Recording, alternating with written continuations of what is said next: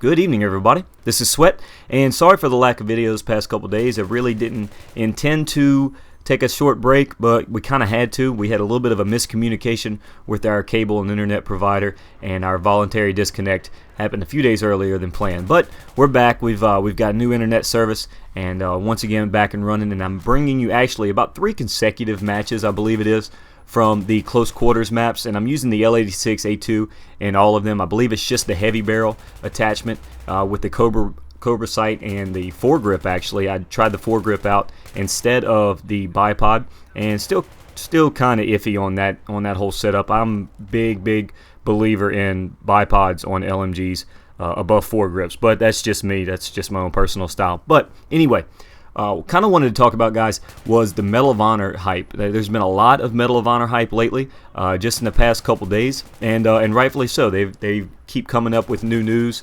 new information, including one really particular bit that interests me is former military get to buy a special edition of Medal of Honor, and I believe the proceeds go to charity. So don't have all the exact details for that. Really want to find out some more about that because it seems like an outstanding idea. So I'm kind of excited about that. Of course, I'm really excited about Medal of Honor just as kind of a change of pace, and I think it's going to be similar to close quarters. And I don't want to say it's going to be just like close quarters, but I think there's going to be a lot of similarities, and that's what I wanted to kind of ask you guys is if it is somewhat like close quarters, if it is kind of like this type of atmosphere and these type of fights, are you guys going to be interested? Because other than Zeba Tower, I wouldn't exactly say that these maps are very small, like incredibly small. I mean, yeah, they're really small by Battlefield standards, and we're not going to argue that.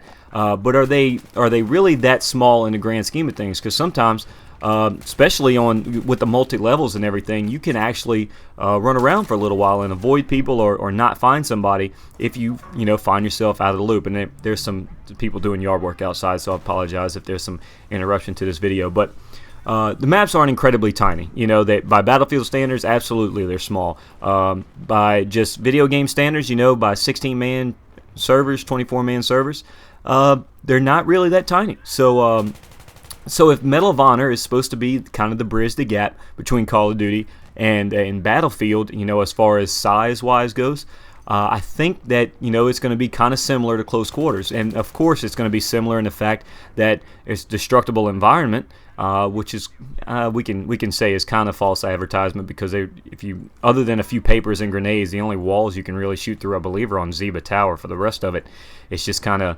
iffy on that whole advertisement deal of destructible environment. But anyway, there's some destructible environments out there, and of course no vehicles.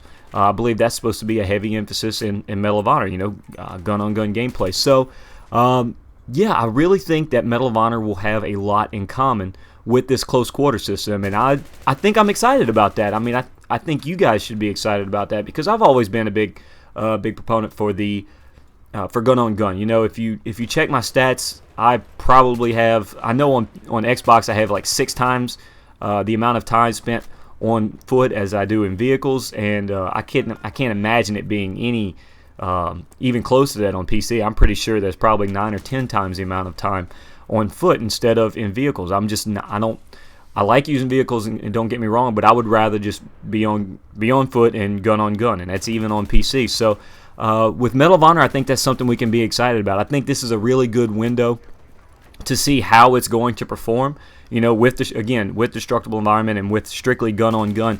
And I think if this was a test, if this is kind of with the Frostbite 2 engine and whatnot, if this is kind of similar to what we can expect, with a lot more authenticity, I believe is the word they use for it, as far as weapons and the details of the movements and stuff like that from Medal of Honor. So I'm really excited about it, guys, and I really think that this close quarters might be the closest experience we have yet to Medal of Honor Warfighter, outside of the previous Medal of Honor, because I don't know if we can exactly say the same thing about that. They've kind of acknowledged that as a big failure. So anyway, hopefully you guys enjoyed this video. If you've missed some of the last 2 videos in the past couple days, that video on the left is Slug It Out, the actual Sposh 12 with slugs and a rifle scope. Had a great time with that setup. And the video on the right is Battlefield Premium, and if it's worth it for all you guys that bought Battlefield Premium. Maybe if you haven't, you could watch that video and determine for yourself if it's something you want to invest in. If you're new to the channel, just hit that subscribe button at the bottom of the screen. Thank you guys again for watching. Look forward to bringing you more videos soon, hopefully without any internet fails or connection fails. So thanks again, guys, and I'll talk to you later.